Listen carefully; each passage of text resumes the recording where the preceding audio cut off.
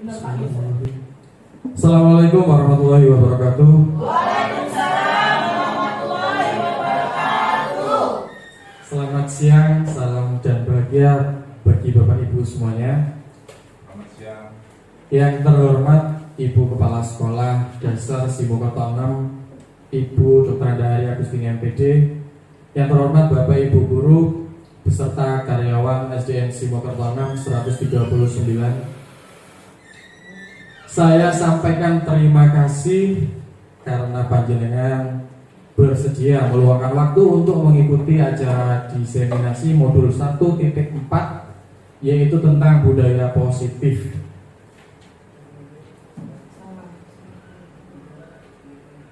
Budaya positif ini termasuk salah satu materi yang sangat luas yang saya pelajari di pendidikan guru penggerak ini. Cakupan materinya terkait dengan tugas kita sehari-hari, peran kita sebagai seorang pendidik.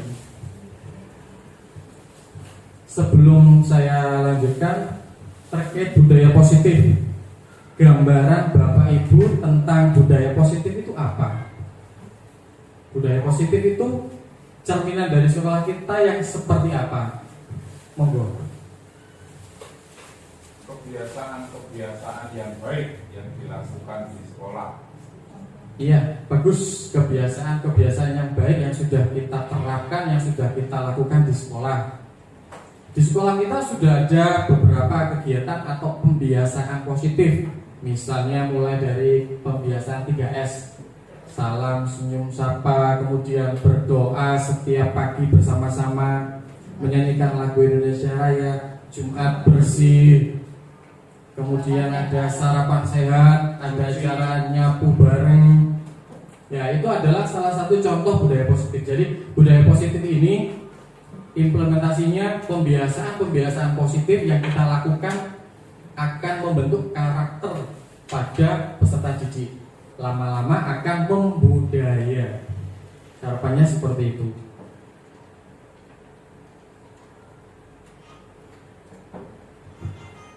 Baiklah, hari ini nanti kita akan diskusi tentang konsep inti dari budaya positif. Ada 8 poin di sana. Yang pertama yaitu tentang paradigma belajar, adanya perubahan paradigma belajar. Yang kedua tentang disiplin positif. Yang ketiga ada nilai-nilai kebajikan. Yang keempat ada kebutuhan dasar manusia.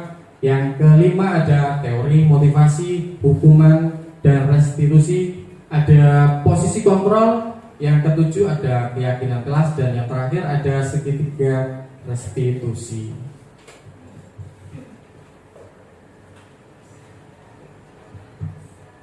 Baik, kita sekarang mulai main dulu Bapak Ibu. Perubahan paradigma melalui kegiatan kepalan tangan. Jadi di sini ilustrasinya seperti ini. Ada A dan B, Anda dan teman Anda. Anda sebagai A, teman Anda sebagai B. Kegiatannya, sobeklah secari kertas kecil, lalu tuliskan sesuatu yang bagi Anda itu penting atau rahasia, atau itu apa ya, sesuatu yang jenengan agak penting. Kemudian letakkan di salah satu tangan Anda, digenggam sehingga membentuk sebuah kepalan. Teman Anda, tugas teman Anda yang B ini tadi mencoba dengan sekuat tenaga agar bisa membuka kepalan jenengan tadi, agar bisa membuka kepalan tangan Anda. B, teman Anda bisa membujuk, bisa merayu, bisa mengancam, bisa menghardik, atau bisa memberi hadiah agar Anda bisa membuka kepalan tangan ini. Kira-kira jenengan buka tidak kepalan tangan Anda tadi? Tidak. Mengapa kok tidak, Bu Ani? Sesuatu yang sangat rahasia. Jadi harus kita pertahankan. Ya, terima kasih.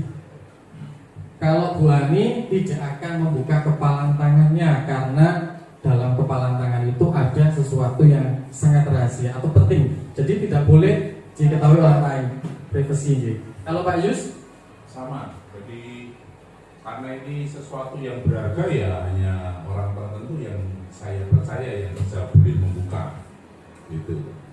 Ya, tepat sekali, betul. Jadi dari Bu Ani maupun Pak Yus tidak akan membuka kepalan tangan. Artinya kontrol itu ada pada diri kita. Jadi kontrol itu ada pada diri kita. Nah, teori ini sesuai dengan perubahan paradigma baru dalam pembelajaran. Yang intinya pembelajaran dengan paradigma baru itu dirancang dengan prinsip pembelajaran berdiferensiasi, yaitu menyesuaikan dengan kebutuhan peserta didik. Kita fasilitasi, kita wadahi peserta didik ini agar bisa belajar sesuai dengan karakteristik, sesuai dengan kebutuhannya, sesuai dengan gaya belajarnya. Hal ini disesuaikan dengan tahap perkembangan psikologi modern, yaitu untuk mewujudkan profil pelajar Pancasila. Nah, selama ini kita ada miskonsepsi dengan teori kontrol tadi. Kontrol ada pada diri kita. Tapi coba kita baca narasi berikut ini. Yang pertama, ilusi guru mengontrol murid. Nah, pada dasarnya murid itu kan pribadi sendiri. Di situ ada ilusi guru mengontrol murid. Pada dasarnya kita tidak dapat memaksa seseorang atau murid untuk berbuat sesuai dengan keinginan kita, karena mereka ada keinginan sendiri. Terus murid kenapa kita suruh maju, kita suruh hafalan, mereka kok mau? Karena ada ketidaknyamanan, paksaan, ancaman. Kalau dia tidak mengikuti hal itu akan ada akibatnya. Yang kedua, ilusi bahwa semua penguatan positif itu efektif dan bermanfaat. Penguatan positif itu termasuk usaha untuk mempengaruhi murid agar mengulangi suatu perilaku yang kita inginkan. Jadi ada hal di luar motivasi dirinya. Yang ketiga, ilusi bahwa kritik dan membuat rasa bersalah mampu menguatkan karakter. Ada beberapa murid terpaksa datang tepat waktu atau sebelum jam pelajaran dimulai. Ada beberapa murid juga terpaksa memakai seragam. Seragamnya harus dipakai rapi agar mencerminkan tata tertib sekolah. Tapi hal itu terpaksa. Kalau murid tidak mengikutinya, maka akan dapat hukuman atau sanksi. Jadi ada hal ketidaknyamanan di sana. Yang berikutnya, ilusi bahwa orang dewasa berhak memaksa. Kita ini kan orang dewasa, guru itu orang dewasa. Kita bisa memaksa murid, tapi ternyata paksaan itu tidak akan berlangsung lama, hanya memakan dalam tempo waktu jangka pendek. Jadi hal itu tidak akan berlangsung lama, tapi jangkanya jangka pendek.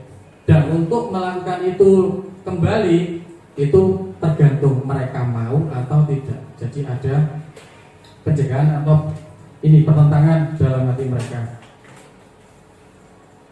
Berikutnya, tugas kita yaitu merubah paradigma stimulus respon ke pendekatan teori kontrol. Siapa sih yang sesungguhnya memiliki kontrol?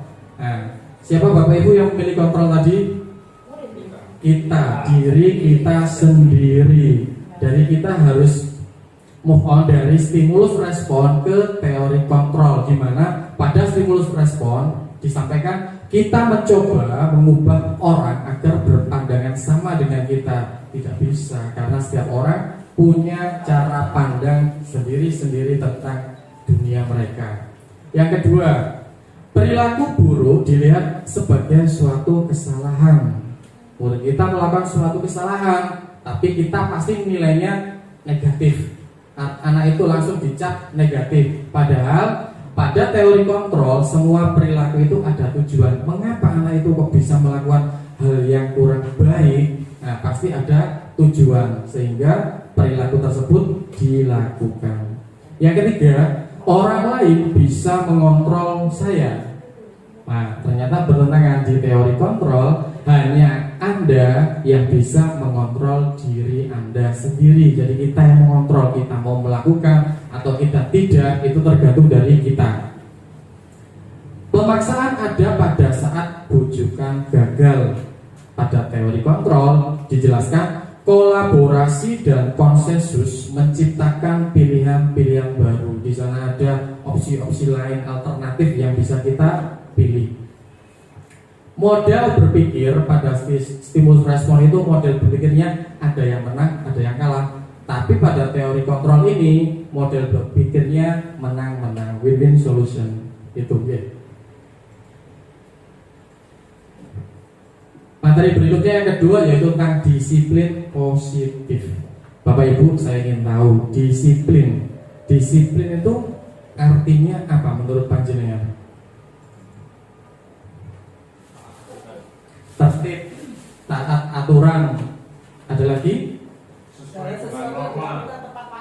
Segala sesuatu yang dilakukan tepat waktu. Pak Yus taat pada norma. Nah, di sana ada norma, ada aturan yang harus dipegang agar dia dikatakan disiplin. Seperti itu nggih.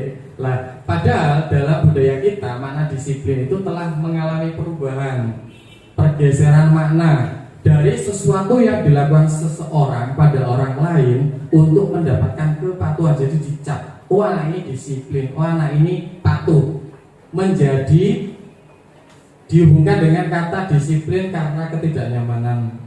Hal itu dilakukan karena ada faktor ketidaknyamanan sehingga dia bisa dikatakan sebagai disiplin. Ada yang terpaksa, ada unsur dipaksa di sana.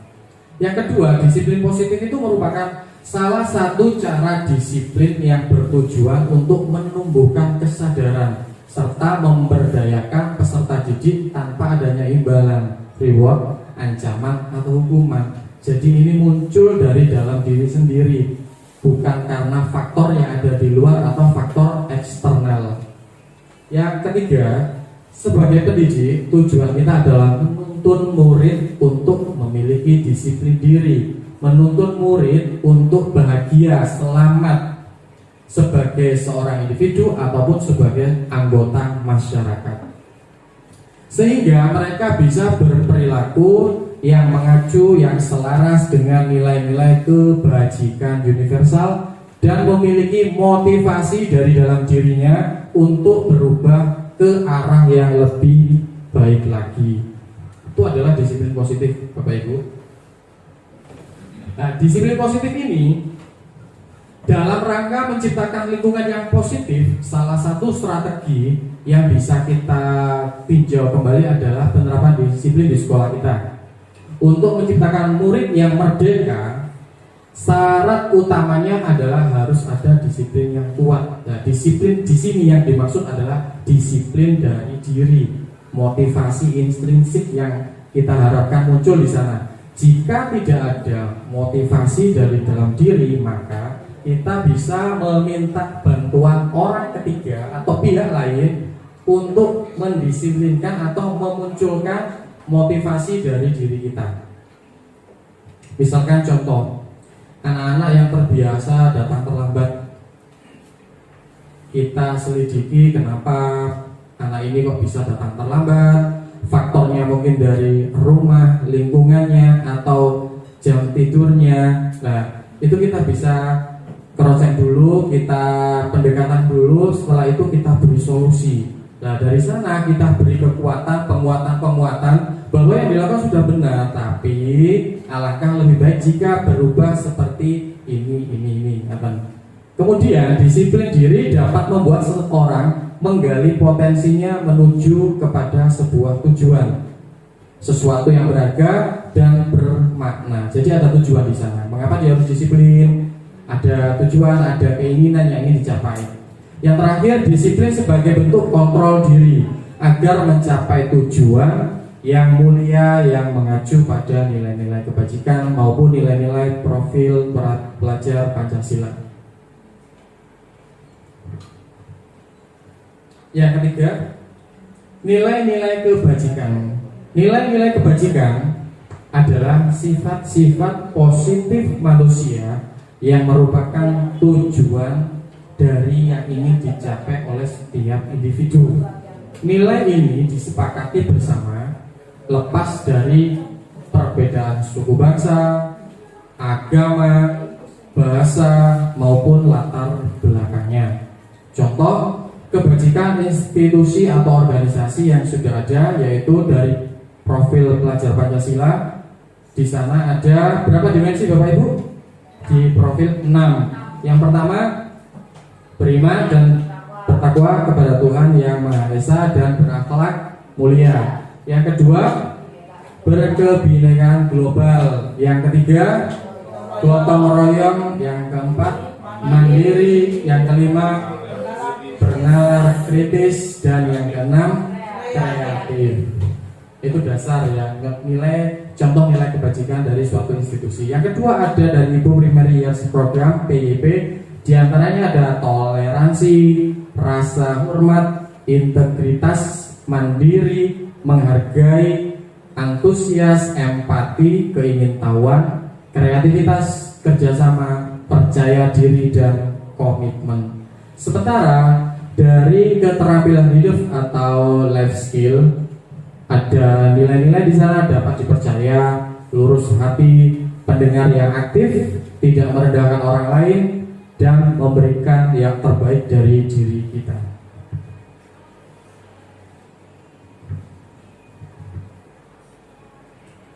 Materi yang keempat Bapak Ibu yaitu kebutuhan dasar manusia. Kebutuhan dasar manusia itu adalah segala sesuatu yang kita lakukan untuk mendapatkan apa yang kita inginkan. Jadi ada dasar di sana, kebutuhan yang ingin kita cukupi, yang ingin kita dapatkan. Jadi seluruh tindakan yang kita lakukan itu ada tujuannya, ada motivasinya. Dan semua usaha terbaik yang telah kita lakukan adalah dalam rangka kebutuhan dasar kita tadi terpenuhi dengan baik. Apa saja kebutuhan dasar manusia itu? Oke, kebutuhan dasar manusia ada 5. Yang pertama, bertahan hidup. Bertahan hidup itu kebutuhan manusia dalam hal psikologis, fisiologis, dan biologis. Di sana ada kebutuhan akan makanan, ada pakaian, ada tempat tinggal, ada keamanan dan kesehatan.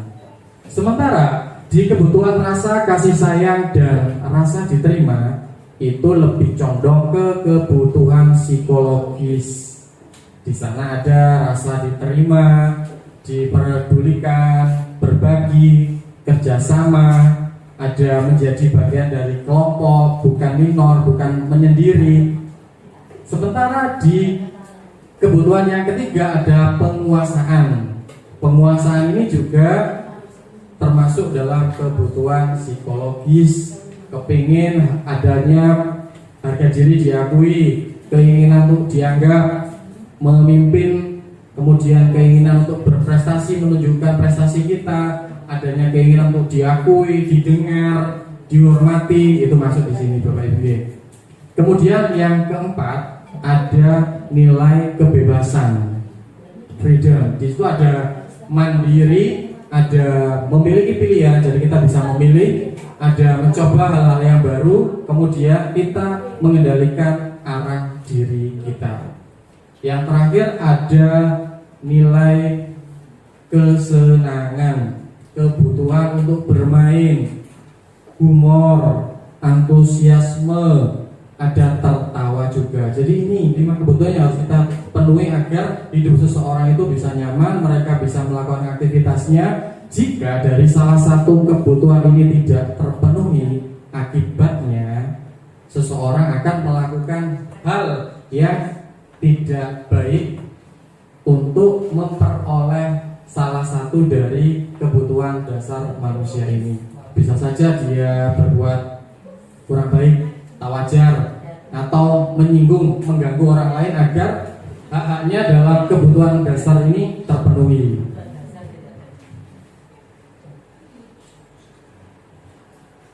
Nah, motivasi apa saja yang mendukung adanya atau yang mendukung perilaku manusia itu itu ada 3 Bapak Ibu. Yang pertama yang teori motivasi perilaku manusia, yaitu untuk menghindari ketidaknyamanan atau hukuman. Jadi seseorang mengapa berbuat seperti itu? Mengapa murid itu kok menuruti kemauan dari guru? Mungkin faktor yang pertama yaitu menghindari hukuman. Kalau dia tidak melakukannya, bisa saja guru memberikan hukuman. Sehingga motivasi ini disebut dengan motivasi eksternal, dari luar, bukan dari dalam. Yang kedua, untuk mendapatkan imbalan dari orang lain atau institusi. Jadi adanya reward, adanya penghargaan, adanya hadiah, itu yang menyebabkan seseorang melakukan hal tersebut atau melakukan perilaku tersebut.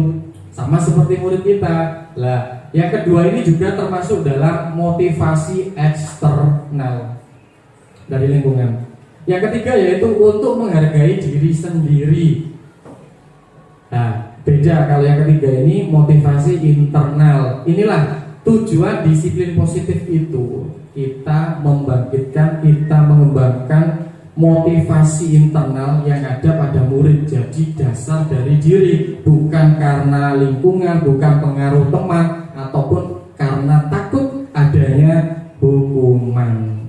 Sama sepertinya kita seorang guru, kita datang tepat waktu, bukan karena kita itu kepengen dipuji, bukan karena kita itu ingin dihargai, mendapat hadiah, tapi atas dasar kemauan sendiri, rasa tanggung jawab kita. Itu yang mencerminkan motivasi internal. Selain itu kita juga bisa menjadi teladan bagi anak-anak.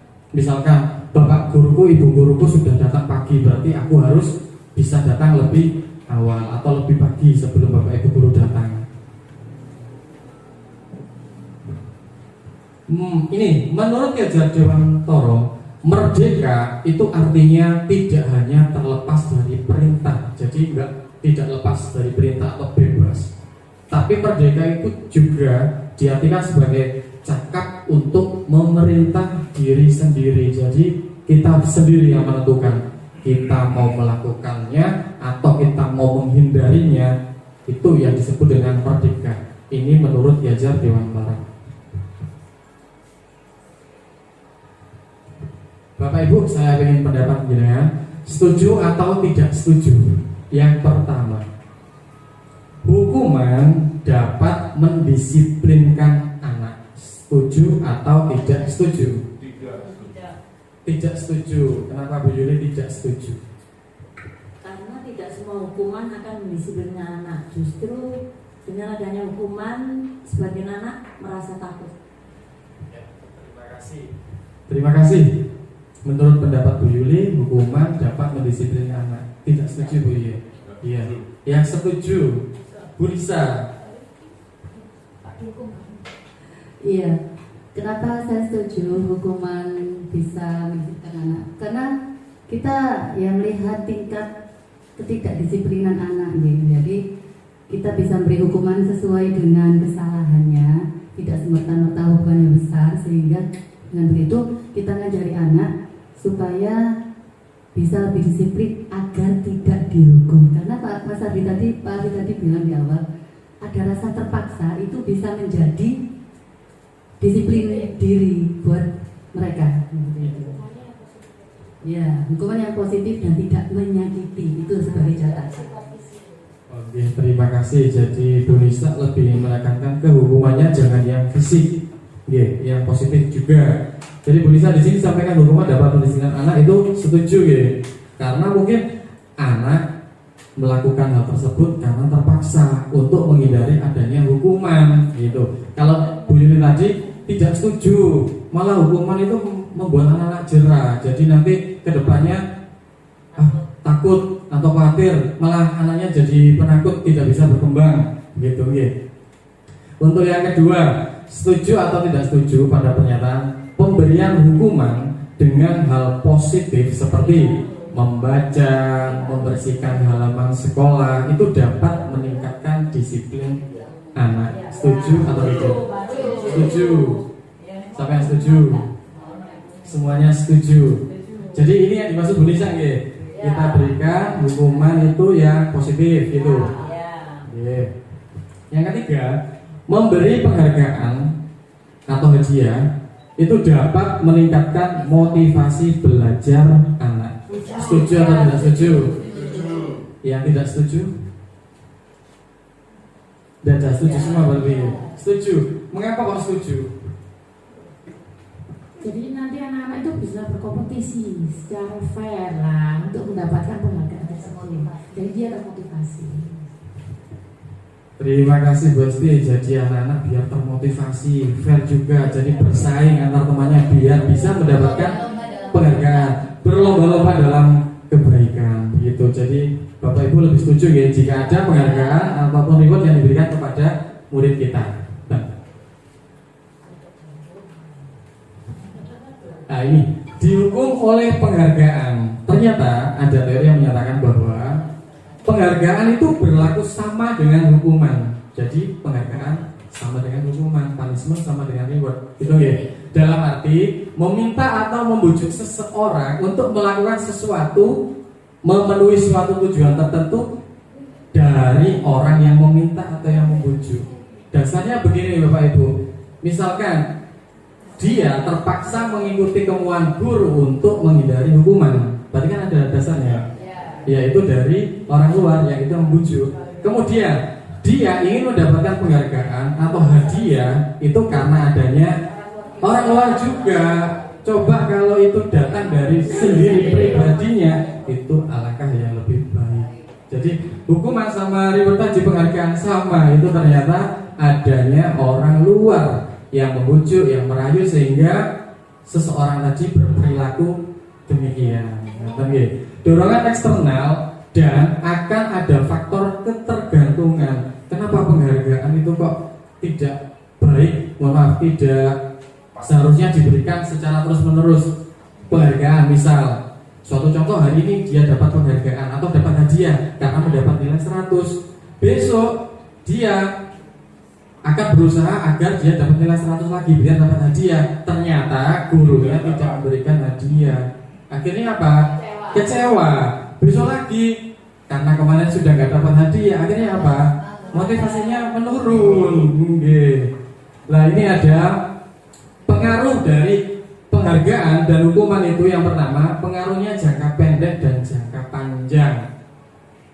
Kemudian penghargaan itu menghukum. Maksudnya apa? Yaitu tadi, kalau dia dapat penghargaan, besok berharap lagi dapat penghargaan, besok berharap lagi dapat penghargaan. Karena suatu saat itu kita juga sebagai manusia kan pernah pasti salah ya, lupa. Kita tidak memberikan, akhirnya motivasinya akan menurun.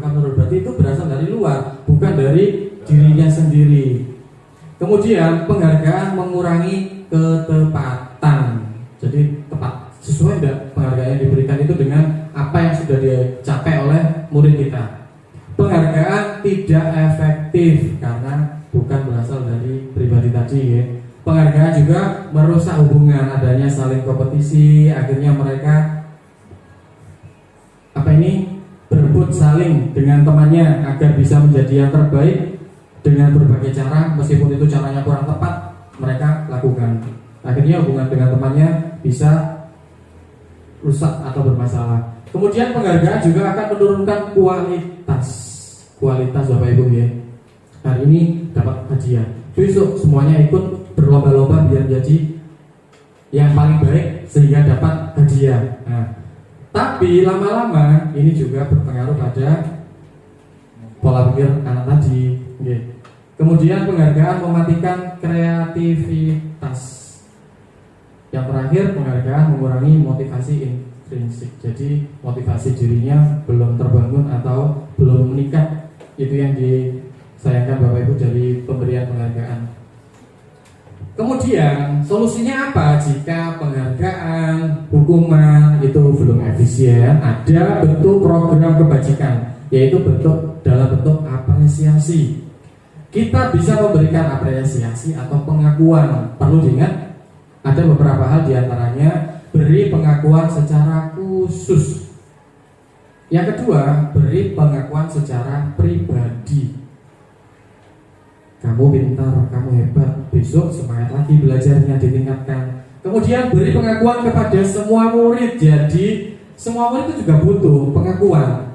5 dasar tadi ya, 5 dasar kebutuhan manusia, adanya pengakuan. Jadi semua murid, bukan hanya murid yang berprestasi saja yang kita kasih reward, yang kita kasih jempol, yang kita kasih bintang. Semua murid juga sama. Meskipun seseorang murid tadi hanya melakukan perubahan sedikit, tapi itu juga butuh adanya apresiasi kita agar murid tadi berkembangnya lebih cepat juga, agar berkembang. Kemudian beri pengakuan secara konsisten. Jangan gonta-ganti atau pelimpan Bapak Ibu ya. Hari ini bagus, besok kurang bagus, atau sekarang bagus, besok jelek atau yang lain.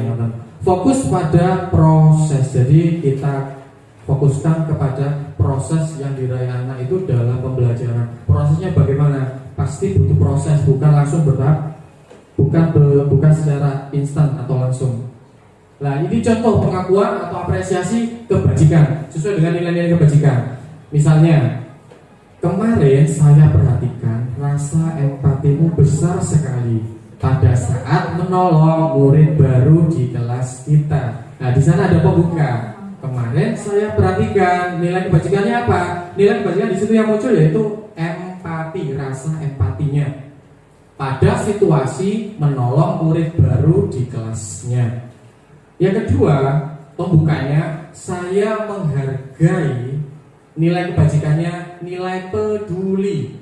Kepedulianmu dalam situasi kamu membantu teman-temanmu di tugas kelompok. Mungkin dia membimbing, mungkin dia tutor sebaya, ngajari teman yang belum bisa. Itu.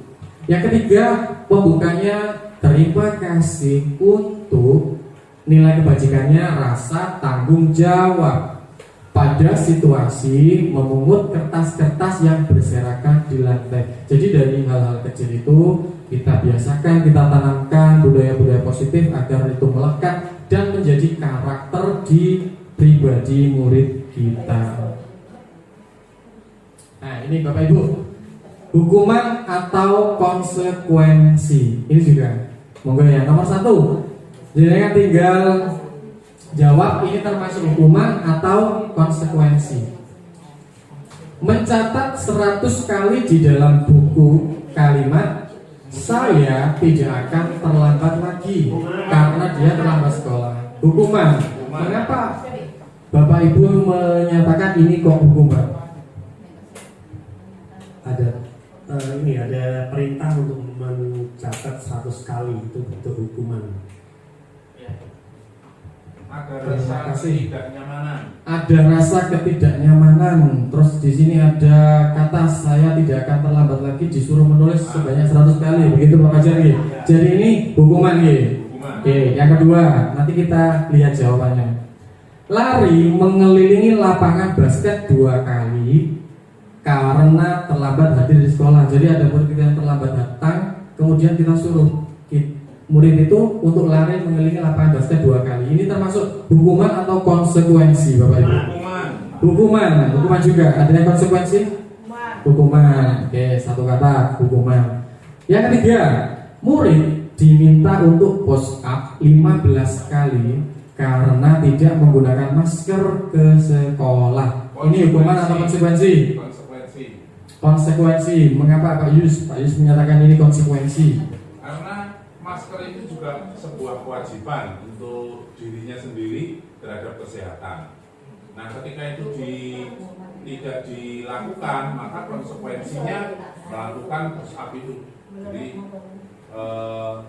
semacam kesepakatan kalau tidak menggunakan masker, ini akibatnya akan berdampak kepada yang lain-lainnya. Maka mungkin sebuah konsekuensi yang harus dilakukan adalah push up, kesepakatan.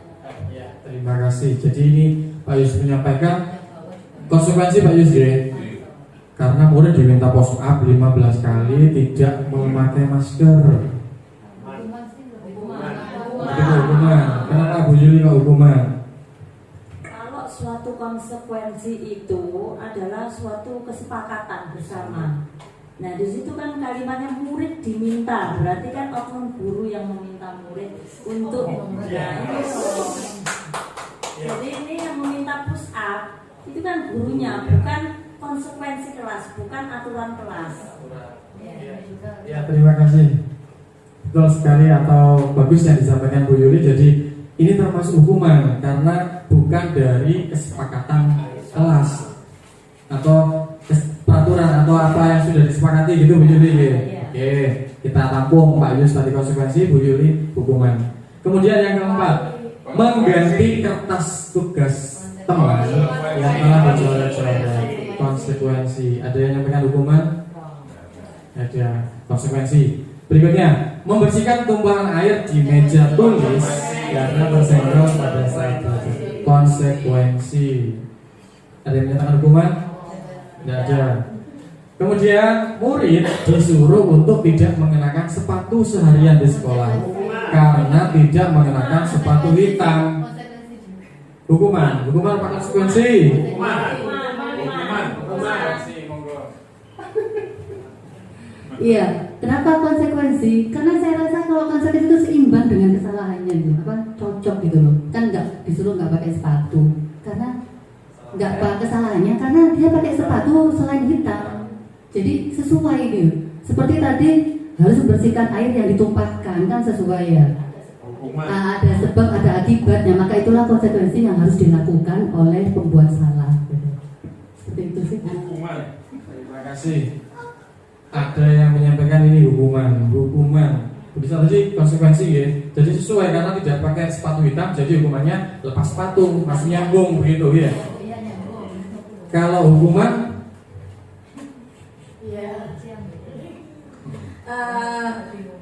hukuman ya karena terlalu berat Pak Adi. Jadi hanya karena tidak mengenakan sepatu hitam, kemudian siswa disuruh untuk tidak mengenakan sepatu seharian. Itu menurut saya terlalu berlebihan. Iya. Jadi hukuman. Iya. ya terima kasih Bu Zani. Jadi menurut Bu Zani ini hukuman. Jadi hukumannya itu terlalu nggak sesuai gitu Bu Zani ya. Masa tidak pakai sepatu hitam aja hukumannya tidak boleh mengenakan sepatu seharian di sekolah. Nah ini kalau menurut Bu Zani hukuman, kalau ada tulisan tadi konsekuensi. Kemudian lari mengelilingi lapangan basket 2 kali karena terlambat 10 menit untuk pelajaran PJOK. Konsekuensi atau hukuman? Konsekuensi. Mengapa konsekuensi? Ada hubungan saja. PJOK namun lari kan identik dengan PJOK, jadi masih nyambung gitu. Hukuman. Konsekuensi. Iya, konsekuensi hukuman. Ada yang kan hukuman? Hukuman. Kenapa hukuman, Pak? Karena di situ kalau terlambat disuruh untuk berlari mengelilingi lapangan 2 kali, sama seperti halnya yang di nomor 2 itu. Namanya hukuman fisik itu. Namanya hukuman fisik. Tapi Pak Fajar lebih ke hukuman ya untuk konten ini ya. Kalau bahasa tadi konsekuensi. Ada perbedaan nggak di nomor 2 sama nomor? Beda. Bedanya gimana? Di antara yang nomor 2 karena terlambat. Nah, yang di nomor 7 itu ada hubungan dengan kegiatan fisik. terlambat tapi dalam pelajaran PJOK. Ya. Sudah ada kesepakatan ya, kita cek jawabannya. Oke, untuk mencatat 100 kali dalam buku kalimat saya tidak akan terlambat lagi, itu hukuman. Jadi Bapak Ibu, ini muridnya terlambat, ya kita carikanlah imbalan, jangan yang memberatkan bagi anak itu, bagi murid. Kita beri yang positif-positif aja, disiplin positif tadi ya. Mungkin hukumannya tidak mencatat 100 kali, itu kan anak jadi jerak, capek, ke fisiknya juga lelah. Nah, kemudian di nomor 2 lari mengelilingi lapangan basket 2 kali karena terlambat. Ini juga hukuman karena belum ada kesepakatan yang disepakati bersama. Kalau terlambat hukumannya harus lari. Nah, biasanya ini kan dilakukan oleh guru piket. Jadi ini lebih ke hukuman. Ya, di nomor 3 murid diminta untuk push up 15 kali karena tidak menggunakan masker. Ini juga hukuman. Jadi hukuman ini sifatnya satu arah. Jadi yang pemberi hukuman sendiri yang bisa menentukan hukumannya. Beda dengan konsekuensi. Kalau konsekuensi itu 2 arah. adanya kesepakatan di sana. Jadi sebelumnya sudah dibahas, jika kalian terlambat hukumannya harus seperti ini. Jika kalian melanggar harus seperti ini. Itu ada kesepakatan. Itu kalau konsekuensi itu dua arah, ngerti? Kemudian mengganti kertas tugas teman yang telah dicoret-coret, konsekuensi itu konsekuensi karena sudah terkertas, jadi kita ganti tugasnya tadi. Kemudian menumpahkan air itu juga konsekuensi. Nah ini tadi yang ke-7, lari mengelilingi lapangan basket. Kalau ini saya condongnya ke lari, itu kan termasuk dalam aktivitas PJOK, masih nyambung, jadi bisa dikatakan sebagai konsekuensi. Kata Bapak Ibu ya. Hebat.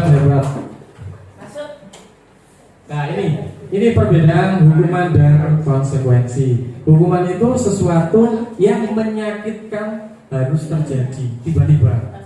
Kalau konsekuensi itu sesuatu harus terjadi. Kemudian hukuman itu membuat anak sakit, fisiknya maupun hatinya itu membekas juga dalam waktu yang lama. Sementara konsekuensi membuat anak merasa tidak nyaman dan jangka waktunya pendek. Kemudian anak membenci kedisiplinan karena sering dihukum. Sementara di konsekuensi anak menjadi lebih menghargai disiplin. Kemudian hukuman itu memaksa karena paksaan, okay? Sementara konsekuensi itu berupa stimulus dan tanggapan. Jadi kita tanya apa penyebabnya sehingga kita memberikan solusi. Mendorong anak menyakiti diri sendiri padahal itu dia melakukannya atau melakukan perilaku tersebut karena ada faktor lain, tapi tiba-tiba diberi hukuman, itu membuat anak menyakiti dirinya sendiri. Sementara di konsekuensi mendorong anak untuk mudah menyesuaikan diri, jadi penyesuaian. Kemudian hukuman itu konsep diri yang buruk. Jadi seorang anak jika dapat hukuman itu sudah cap labelnya tadi ya, negatif, oh buruk, oh ini senengannya terlambat, oh ini senengannya melanggar aturan. Itu jadi ada capnya sendiri. Jadi dia menganggap dirinya juga, aduh aku ini suka telatan, berarti aku capek, suka terlambat orangnya gitu ya. Kemudian di konsekuensi itu konsep dirinya yang baik, kita bangun di sana, kita beri kepercayaan diri agar dia termotivasi, agar dia bisa lebih baik lagi, menjadi pribadi yang lebih baik. Di hukuman itu akan timbul rasa marah, rasa bersalah karena dipermalukan, merasa tidak dihargai. Di sini kebutuhan 5 tadi, kebutuhan dasar manusia tidak terpenuhi. Sementara pada konsekuensi mungkin hanya kehilangan hak untuk sementara, dibuat tidak nyaman dalam jangka waktu pendek untuk sementara, atau diasingkan untuk sementara karena kita bisa menyelesaikannya dengan anak tersebut langsung tanpa mempermalukan dia di depan umum atau di depan teman-temannya. Nah ini, apa itu restitusi Bapak Ibu? Ini ada hubungannya dengan hukuman, kemudian konsekuensi, dan ada restitusi. Restitusi itu adalah proses menciptakan kondisi bagi murid untuk memperbaiki masalah mereka. Jadi yang ada masalah tadi bisa kembali ke kelompok mereka dengan karakter yang lebih kuat. Jadi mereka tidak diasingkan. Jadi mereka yang melakukan pelanggaran tadi, mereka tidak merasa minder atau merasa jadi yang paling buruk atau yang disalahkan. Restitusi ini juga merupakan proses kolaboratif yang mengajarkan murid untuk mencari solusi untuk masalah mereka dan membantu murid berpikir tentang orang seperti apa yang mereka inginkan dan bagaimana mereka harus memperlakukan orang lain. Itu Bapak Ibu. Jadi dengan restitusi ini kita gak just anak itu langsung anak nakal, anak yang suka terlambat, anak yang tidak mau mengerjakan tugas, anak yang bangunnya kesiangan. Tapi di sana kita beri, kita ajak bicara, kita cari masalahnya di mana, kemudian penyebabnya apa. Biarkan anak itu sendiri yang menentukan solusi. Jadi mereka biar bisa berkembang. Ini apa keberadaannya diakui, yeah. Nah ini bedanya Bapak Ibu, ada hukuman, konsekuensi, dan restitusi. pada hukuman itu tidak terencana, tiba-tiba. Jadi anak terlambat, langsung tiba-tiba kita hukum membersihkan kamar mandi, lari di lapangan 2 kali, push up 15 kali. Sementara di konsekuensi itu terencana karena sudah disepakati sesuai peraturan yang diyakini oleh kelas, yang sudah disepakati oleh kelas. Sementara di restitusi itu proses menciptakan kondisi bagi murid untuk memperbaiki masalahnya atau kesalahan yang ia perbuat. Jadi ada mediasi di sana. Kemudian di hukuman, murid tidak tahu apa yang akan terjadi dan tidak dilibatkan. Karena seorang guru kalau memberi hukuman kan tidak nanya dulu ke muridnya, kamu mau dikasih hukuman apa, tapi langsung guru itu memberikan hukuman secara satu arah, kata gitu. Terus di konsekuensi itu murid tetap dibuat tidak nyaman, tapi dalam jangka waktu pendek. Sementara di restitusi proses kolaboratif di antara guru dan murid yang mengajarkan murid untuk mencari solusi sendiri dari masalah yang ia hadapi. Sementara di hukuman itu lebih ke bersifat fisik. Sementara konsekuensi sikap guru selalu memonitor murid. Itu perbedaan antara konsekuensi, hukuman, dan restitusi. Hukuman itu disebut sebagai identitas gagal, sementara konsekuensi dan restitusi itu disebut sebagai identitas sukses. Mengapa hukuman disebut sebagai identitas gagal? Karena hukuman itu sesuatu yang menyakitkan harus terjadi. Kemudian hukuman ini juga menyebabkan anak itu tidak nyaman, membekas dalam waktu jangka panjang, dalam waktu yang lama. Kemudian si korban ini tadi mendapatkan keadilan, lalu tersakiti, adanya perilaku pasif, agresifnya meningkat, lalu peraturannya adalah kamu harus ini. Nah, auranya nanti hasilnya itu ke negatif, Bapak Ibu, itu hukuman. Sementara untuk konsekuensi itu sesuatu yang harus terjadi, korban bisa diabaikan, kemudian tidak nyaman tapi dalam jangka waktu yang pendek, butuh adanya monitoring dan supervisi secara terus-menerus dari guru apakah anak tersebut sudah mengalami perubahan atau perbaikan meningkat. Kemudian membantu penerapan mengikuti peraturan dalam masyarakat, lalu murid atau anak tersebut menghormati peraturan yang sudah disepakati. Berbeda dengan restitusi itu adalah pilihan. Jadi murid diberikan ini solusi, pilihan untuk menentukan apa yang harus dia kerjakan, pilih untuk kesalahannya tadi. Sementara itu murid juga akan mendapatkan penguatan. Jadi di sini positifnya itu penguatannya. Anak melakukan kesalahan itu pasti ada penyebabnya. Jadi tidak semata-mata anak itu melakukan kesalahan karena sengaja, tapi karena ada penyebab. Murid terlambat mungkin karena harus membantu orang tuanya berjualan, ada yang membantu orang tuanya membersihkan rumah dulu, atau murid ada yang harus jaga adiknya dulu karena orang tuanya kerja sehingga berangkat sekolahnya tadi terlambat. Itu yang harus kita korek atau kita ini tanya ke murid-murid. Jadi hukuman atau konsekuensi yang kita berikan itu kita sesuaikan dengan konteks yang ada. Nah, restitusi ini termasuk dalam disiplin positif.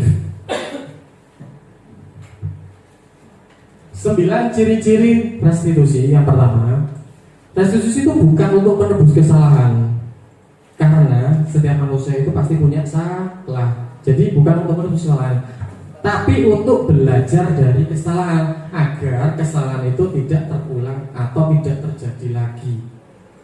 Kemudian yang kedua, memperbaiki hubungan. Jadi dengan restitusi ini hubungannya bukan semakin jauh atau anak itu merasa dikucilkan atau dibenci, tapi hubungan.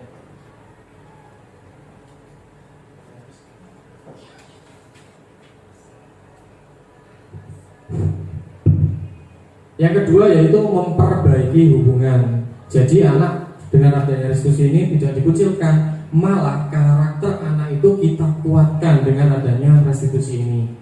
Yang ketiga, restitusi itu bukan tawaran dan juga Mohon maaf, restitusi itu tawaran, bukan paksaan. Jadi adanya pilihan di sana. Murid bisa memilih apa yang harus dia lakukan untuk memperbaiki kesalahannya. Restitusi juga menuntut untuk melihat ke dalam diri. Jadi mengabaikan yang ada di luar, apa penyebabnya tadi, apa latar belakang, tapi ke diri anak, keyakinannya apa. Kemudian restitusi itu mencari kebutuhan dasar yang mendasari tindakan. Nah, kebutuhannya tadi apa? Kenapa anak ini kok bisa melakukan kesalahan seperti ini? Mungkin kebutuhan dasar tadi belum terpenuhi, kebutuhan bermainnya kurang karena disuruh jaga adik, kebutuhan dalam tertawanya, bermain bersama teman-temannya kurang, belum terpenuhi sehingga dia melakukan kesalahan tersebut. Restitusi juga fokus pada solusi. Jadi solusinya apa dari kesalahan tersebut? Itu anak diminta menentukan sendiri. Restitusi ini juga yang penting, mengembalikan murid yang berbuat salah kepada kelompoknya. Jadi dia merasa diakui keberadaannya, tidak diasingkan atau ini anak yang suka melakukan kesalahan, akhirnya dijauhi. Tidak, dengan restitusi ini anak bisa kembali ke kelompoknya dan diakui. Bahkan karakternya bisa lebih kuat dengan adanya penguatan-penguatan dari guru tadi. Materi yang keenam Bapak Ibu yaitu posisi kontrol guru. Ada 5. Kita sebagai pendidik kita punya 5 posisi atau peran sebagai pengontrol kita ya. Yang pertama yaitu kita sebagai penghukum. Yang kedua sebagai pembuat merasa bersalah. Yang ketiga ada teman. Yang keempat ada pemantau. Dan yang kelima ada manajer. Nah, kita selama ini sudah memerankan posisi yang mana saja? Apakah sebagai teman, apakah sebagai penghukum, atau pembuat rasa bersalah? Ya, ini contoh penerapannya ya Bapak Ibu. Yang pertama, pada contoh kasus, siswa tidak memakai atribut lengkap saat upacara bendera. Tipe guru penghukum hormat pada bendera selama 1 jam. Itu jika gurunya menerapkan posisi kontrol sebagai penghukum. Berbeda dengan guru ya posisi kontrolnya sebagai pembuat merasa bersalah. Berapa kali Bapak harus memberitahu kamu selalu saja mengecewakan Bapak. Nah, itu berarti gurunya sebagai pembuat merasa bersalah. Ini yang ketiga. Ayo dong ikuti kesepakatan sekolah kita. Tolong bantu Bapak ya sekali ini. Ya sudah, tidak apa-apa. Lain kali jangan sampai berbuat seperti ini lagi ya. Itu jika posisi kontrol guru sebagai teman. Lalu yang keempat, kamu sudah melanggar kesepakatan sekolah. Kamu tahu konsekuensinya. Setelah upacara, kamu beli atributnya di koperasi dan jangan diulangi lagi. Itu posisi seorang guru sebagai pemantau. Berbeda lagi dengan posisi guru yang kelima sebagai manajer. Posisi guru sebagai manajer yaitu apakah kamu tahu kesalahanmu? Kira-kira bagaimana kamu memperbaiki masalahmu ini atau kesalahanmu ini? Nah, jadi dikembalikan lagi ke murid yang bersalah tadi untuk menentukan apa yang harus dia perbuat untuk memperbaiki kesalahannya. Bapak Ibu, kira-kira dari yang 5 tadi, selama ini yang lebih banyak jenengan pilih peran di mana? Di teman, pemantau, manajer, penghukum, teman. Bu Yuli teman, ada yang penghukum. Nah, Bu Vita ini penghukum, Bu Helen penghukum. Sama, saya juga lebih sering ke penghukumnya. Oh, Bu Yuli teman. Oh, teman ya. Nah, ini ada quiz game, monggo. Posisi kontrol, apakah aku? Nah, jadi pasnya gini. Pada posisi kontrol, apakah aku? Jika pernyataannya berbunyi, saya kecewa sekali dengan kamu. Aja berapa lima ya? Penghukum, pembuat merasa bersalah, teman, pemantau, manajer. Yang mana ini Bapak Ibu? Pembuat merasa bersalah. Ada yang lain? Tidak ada. Oke, kita lihat jawabannya. Ya, sip, tepuk tangan. Jadi pembuat membuat merasa bersalah tadi. Nah, untuk berikutnya yang kedua, kamu tidak pernah benar melakukannya. Merasa tidak Nah, posisi apakah yang diambil seorang guru jika menyampaikan pernyataan seperti itu? Kamu tidak pernah benar melakukannya. merasa bersalah. Penghukum, Pak Yus, Merasa bersalah. pembuat merasa bersalah. Ada lagi jawabannya yang lain. Tidak pernah merasa benar. Apa? Pemantau? Nah, coba kita lihat aja jawabannya daripada penasaran. Nah. Penghukum. Bikin anak dicat, nggak pernah benar, salah terus gitu nih. Oke, ini ada pernyataan begini. Apa rencanamu untuk menyelesaikan masalah ini? Ayo posisi kontrol, guru apa yang diambil? Manajer, setuju manajer gitu? Ya, setuju manajer. Kita lihat jawabannya. Manajer. Oke. Berarti Bapak Ibu sudah menguasai, sudah langsung hebat. Nah, ini lagi Bapak Ibu. Ayolah lakukan dengan Bapak Ibu. Tenang Destu. Oke, kita lihat langsung jawabannya. Oke, Bapak Ibu semakin hebat, semakin sore semakin hebat. Nih, kamu tidak pernah mendapat nilai jika tidak mengerjakan tugas.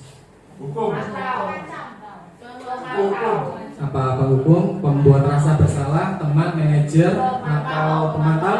Pemantau. Saya bingung karena ada Bingung. Oh jika, oke kita lihat. Oh, oke, Bapak Ibu hebat semua.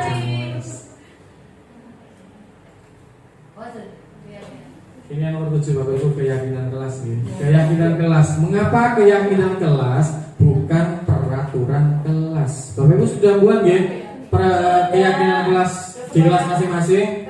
Sudah. Kesepakatan kelas yang sudah.